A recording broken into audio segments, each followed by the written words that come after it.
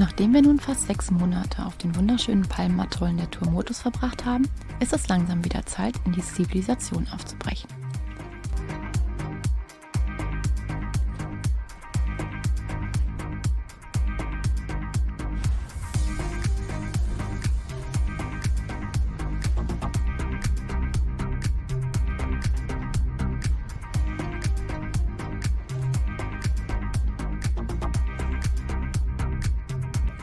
Allerdings gibt es noch ein weiteres Highlight auf den Tuamotus: Makatea.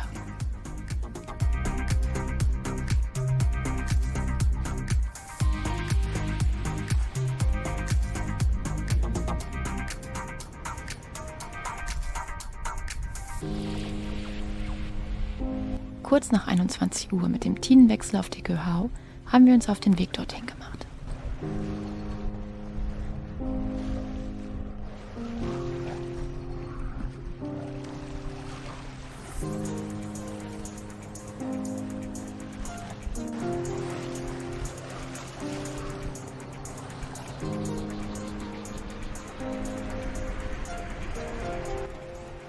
Vor Millionen Jahren wurde das Atoll Makatea von Kräften der Erde aus dem Südpazifik gehoben. Hohe Klippen aus weißem Kalkstein umrahmen die 28 Quadratkilometer große Insel.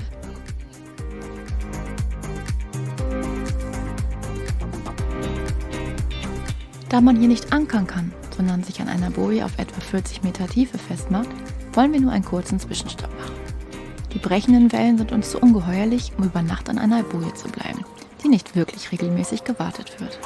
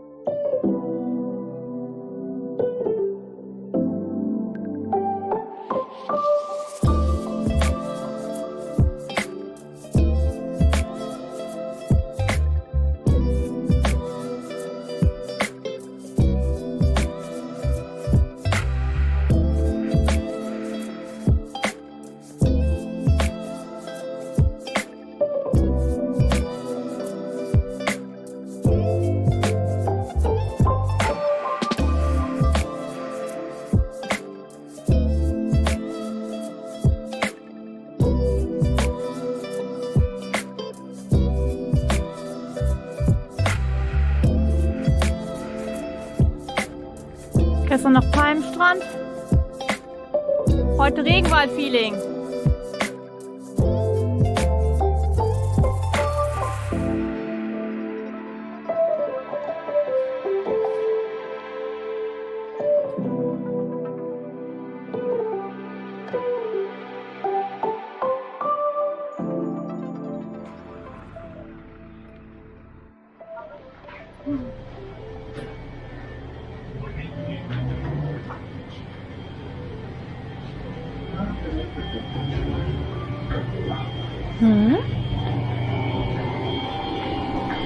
Oh, gibt's auch was mit Schraubverschluss? Ja. Ne.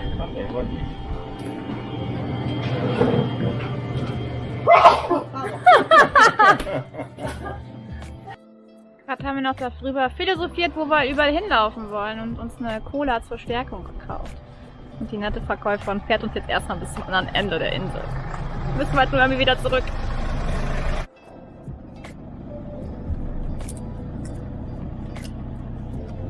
Ja, heute gibt's mal Outdoor-Abenteuer Deluxe.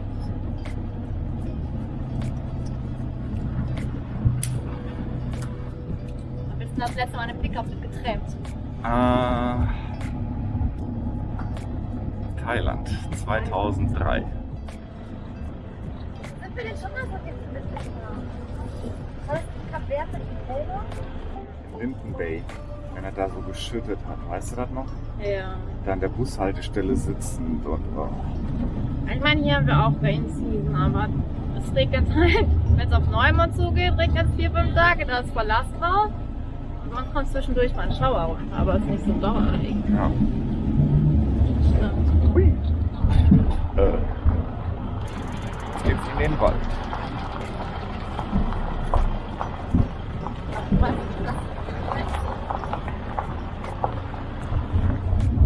Naja, schon seit 50 Jahren bestimmt nicht mehr.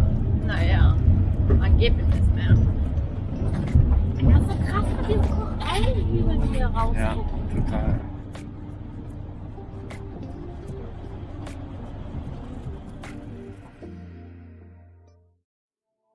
Nach einer mehr als spannenden, interessanten Autofahrt, die irgendwie niemals enden wollte, sind wir jetzt bei den sogenannten Potholes. Das ist mehr oder weniger die Wasserversorgung von hier. Wurde alles ohne Maschinen von Arbeitern gegraben, bis zu 30 Meter tief. Das versuchen wir jetzt mal uns anzuschauen. Makateas Geschichte basiert auf dem Phosphatabbau.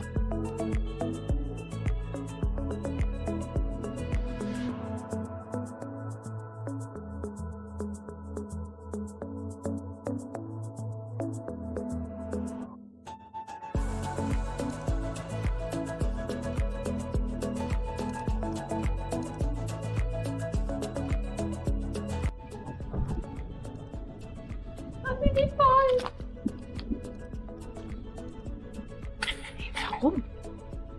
Ist ja meine Theorie mit den Wasserlöchern gerade zerstört. Wahnsinn. Ich frage mich, wofür?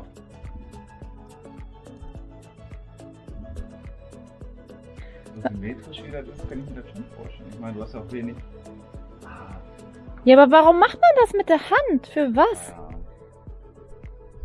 Vor allem, wie viele Jahre hat denn das gedauert? Ja. Ja, okay, hier gab es mal 3000 Arbeiter. Ja, irgendwas mussten die ja machen, ne? Ich habe gedacht, die würden irgendwie an der Küste haben die damals was abgebaut. Ja, vor allem im industriellen Maßstab. Dass sie da jetzt irgendwie mit Spitzhacke so Löcher graben. Klingt ja mehr nach einer ABM-Maßnahme. Ja. Aber es ist echt vollkommen spooky. Geht da richtig runter. Tja, Christian, du hast dich gefragt, was sind da für komische Löcher auf Google Earth? Jetzt stehe ich mittendrin, ich habe aber keine Ahnung. Musst du doch mal googeln. Geheimnisvolle Löcher auf Makatea.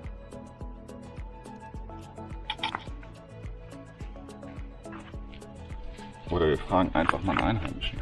Das wird so einfach. Das Internet weiß alles. Ja.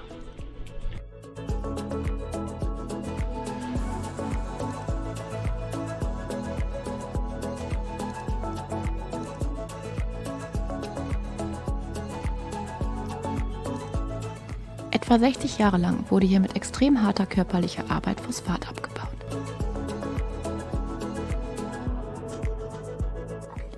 Durch den Abbau des Phosphates entstand die riesige Mondlandschaft inmitten der Insel, die sogenannten Potholes. Mit Wasserversorgung, wie wir es verstanden hatten, hat es nicht wirklich viel zu tun. Per Hand haben die Einwohner die Steine geborgen und per Schubkarre und kurzen Bahnstrecken runter zum Hafen gebracht.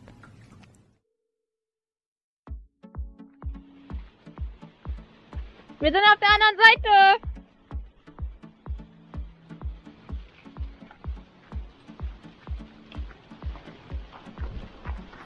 Komm hoch. Wow. Das ist übrigens nicht die Grotte, ne? Das ist nur der Aussichtsturm. Zur Grotte müssen wir die Straße weiter runter. Straße. Wo wir gerade links reingegangen sind, den Fußweg. Da eine Straße. Ja, da ging's, wo das Auto herkam.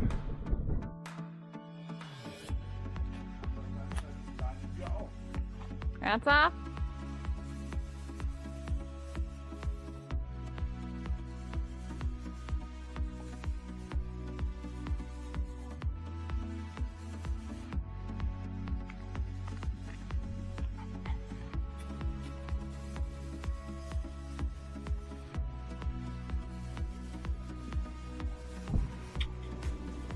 Laune gemacht. Hier zu klettern? Sollen wir noch einen Tag länger bleiben oder wiederkommen? Ja, wenn ich mit dem glücklich bin. Ja, deswegen sage ich ja, länger bleiben oder wiederkommen. Ja. Meinst du, wir kriegen mir Schuhe gekauft? Nee, aber wiederkommen. Ach, wiederkommen. Ja, aber ich dachte, das Tag länger bleiben bringt ja nichts. Ist halt ganz schön steil hier runter.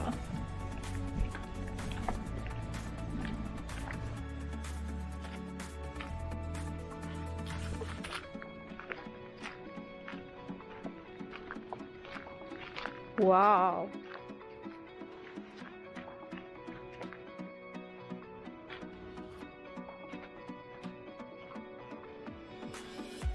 Also mit Schwimmen ist nicht. Kein Wasser drin? Gar keins? Ich glaube, das hat mich schon länger nicht gesehen. Boah, ich hab mich schon voll auf Schwimmen gefreut.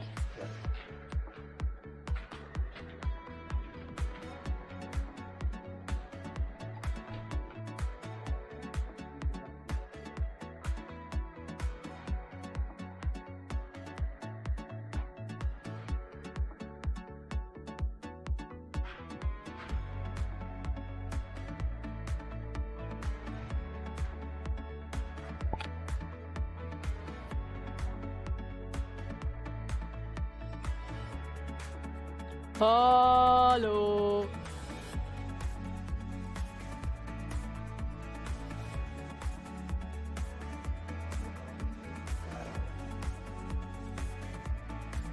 Hat sich doch gelohnt, oder?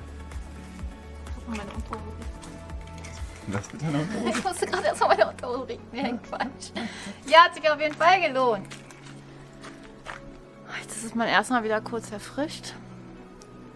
Und jetzt hoffen wir, dass wir in die Stadt runterlaufen. Jemand finden, der uns wieder zur anderen Seite zurückführt. Wäre ein bisschen weit sonst. Scheiße weit. Vor allem diesen Berg da wieder hoch. Cool, da unten das Wasser. So, man das sehen kann. Ah, doch, jetzt hier. Waren wir gerade Super klar. klatschen. Hat echt Spaß gemacht. Vor allem richtig, richtig kalt. Das heißt richtig kalt. Bestimmt so Mittelmeertemperatur. 24 Grad vielleicht. Man ist ja durchaus verwöhnt mittlerweile. Also unter 29 Grad, da geht man ja eigentlich nicht mehr ins Wasser. Das ist ja auch, wo ich Socken anziehe, ab 29 Grad. Ich gleich Füße an. Frau halt. Das Lustige ist ja, gerade habe ich mir noch davor Sorgen gemacht, dass wir hier mit dem Auto wieder hochfahren müssen. Weißt du, was das Auto! Nix Auto, laufen. Kommst du aus der Grotte und denkst, jetzt bist du in der Stadt angekommen? Das sind da 2 Strandhütten, weiß kein Mensch.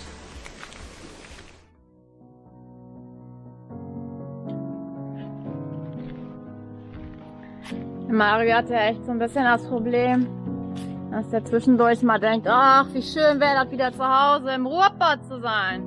Haben wir doch mal einen kurzen Ausflug nach Makatea gemacht, oder?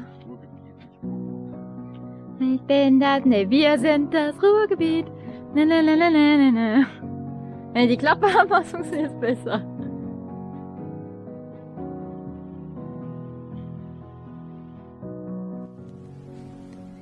In den 60er Jahren wurde die Insel von der Regierung geräumt. Geplante Atomtests in der Umgebung waren lukrativer als der Abbau von Phosphat. Die rund 3000 Einwohner wurden evakuiert. Heute ist die Insel größtenteils sich selbst überlassen und verfällt.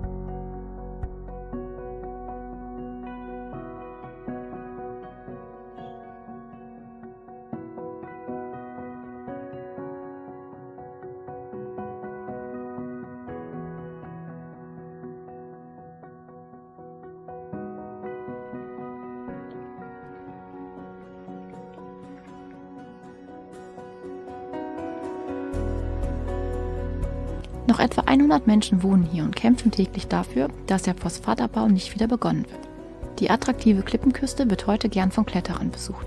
Es sind etliche professionellen Routen installiert worden, um so den Ökotourismus auf die Insel zu bringen.